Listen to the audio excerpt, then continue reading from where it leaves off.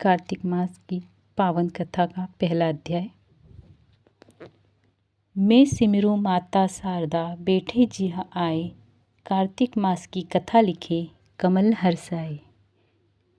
नैमिषारण्य तीर्थ में श्री सूत जी ने 88,000 सनकादिक ऋषियों से कहा, अब मैं आपको कार्तिक मास की कथा विस्तार पूर्वक सुनाता हूँ, जिसका श्रवण करने से मनुष्य के सभी पाप नष्ट हो जाते हैं और अंत समय में वैकुंठ धाम की प्राप्ति होती है। सूत जी ने कहा, श्री कृष्ण जी से अनुमति लेकर देव ऋषि नारद के चले जाने के पश्चात सत्यभामा प्रसन्न होकर भगवान कृष्ण से बोली, हे प्रभु, मैं धन्य हुई, मेरा जन्म सफल हुआ। मुझ जैसी त्रिलोक्य सुंदरी के जन्मदाता भी धन्य हैं, जो आपकी 16,000 स्त्रियों के बीच में आपकी परम प्यारी पत्नी बनी। मैंने आपके साथ नारद जी को वह कल्प वृक्ष आदि पुरुष विधि पूर्वक दान में दिया, परंतु वही कल्प वृक्ष मेरे घर लहराया करता है। यह बात मृत्युलोक में किसी स्त्री को ज्ञात नहीं है। हे त्रिलोकीनाथ, मैं आपसे कुछ पूछने की इच्छुक हूँ।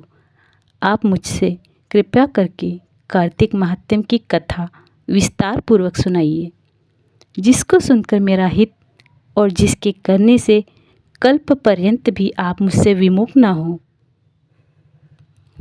सूत जी आगे बोले, सत्यभामा के ऐसे वचन सुनकर श्री कृष्ण ने हंसते हुए सत्यभामा का हाथ पकड़ा और अपने सेवकों को वहीं रुकने के लिए कहकर विलास युक्त अपनी पत्नी को कल्प वृक्ष के नीचे ले गए।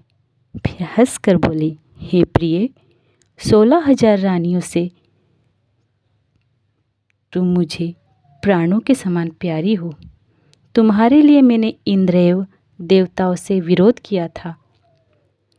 हे कांते, जो बात तुमने मुझसे पूछी है उसे सुनो।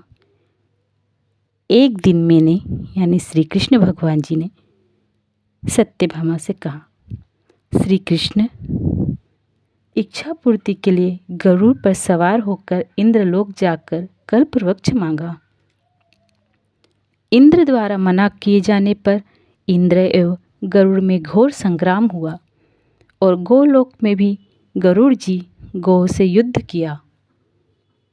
गरुड़ की चोट में से उनके कान एवं पूंछ कट कर गिरने लगे, जिससे 3 वस्तुएं उत्पन्न हुई। कान से तंबाकू, पूंछ से गोभी और रक्त से मेहंदी बनी। इन तीनों का प्रयोग करने वाले को मोक्ष नहीं मिलता। तब गौ ने क्रोधित होकर गरुड़ पर वार किया, जिससे उनके 3 पंख टूटकर गिर गए। इनके पहले पंख से नीलकंठ, दूसरे से मोर और तीसरे से चकवा चकवी उत्पन्न हुए। हे प्रिय, इन तीनों का दर्शन करने मात्र से ही सुफल प्राप्त हो जाता है। यह सुनकर सत्यभामा ने कहा, हे प्रभु, कृपा करके मुझे मेरे पूर्व जन्मों के विषय में बताइए कि मैंने पूर्व जन्म कौन कौन से दान, व्रत व जप नहीं किए। मेरा स्वभाव कैसा था, मेरे जन्मदाता कौन थे और मुझे मृत्युलोक में जन्म क्यों लेना पड़ा। मैंने ऐसा कौन सा पुण्य कर्म किया था जिससे मैं आपकी अर्धांगिनी हुई। श्री कृष्ण ने कहा, हे प्रिय, अब मैं तुम्हारे द्वारा पूर्व जन्म में किए गए पुण्य कर्मों को विस्तार पूर्वक कहता हूँ, उसे सुनो।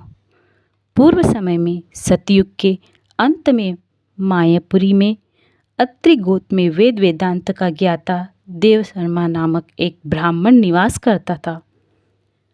वह प्रतिदिन अतिथियों की सेवा, हवन और सूर्य भगवान का पूजन किया करता था। वह सूर्य के समान तेजस्वी था। वृद्धावस्था में उसे गुणवती नामक कन्या की प्राप्ति हुई। उस पुत्रहीन ब्राह्मण ने अपनी कन्या का विवाह अपने ही चंद्र नामक शिष्य के साथ कर दिया। वह चंद्र को अपने पुत्र के समान मानता था और चंद्र भी उसे अपने पिता की भांति सम्मान देता था। एक दिन वे दोनों कुश व समिधा लेने के लिए जंगल में गए। जब वे हिमालय की तलहटी में भ्रमण कर रहे थे, तब उन्हें एक राक्षस आता हुआ दिखाई दिया। उस राक्षस को देखकर भय के कारण उनके अंग शिथिल हो गए और वे वहाँ से भागने में भी असमर्थ हो गए। तब उस काल के समान राक्षस ने उन दोनों को मार डाला। चूँकि वे धर्मात्मा थे, इसलिए मेरे पार्षद उन्हें मेरे बैकुंठ धाम में मेरे पास ले आए। उन दोनों द्वारा आजीवन सूर्य भगवान की पूजा किए जाने के कारण मैं दोनों पर अति प्रसन्न हुआ। गणेश जी, शिव जी, सूर्य व देवी, इन सब की पूजा करने वाले मनुष्य को स्वर्ग की प्राप्ति होती है। मैं एक होता हुआ भी काल और कर्मों के भेद से 5 प्रकार का होता हूँ। जैसे एक देवदत्त, पिता, भ्राता आदि नामों से पुकारा जाता है। जब वे दोनों विमान पर आरूढ़ होकर सूर्य के समान तेजस्वी रूपवान चंदन की माला धारण किए हुए मेरे भवन में आए, तो वे दिव्य भोगों को भोगने लगे। ये थी आज की कार्तिक मास का प्रथम अध्याय समाप्त।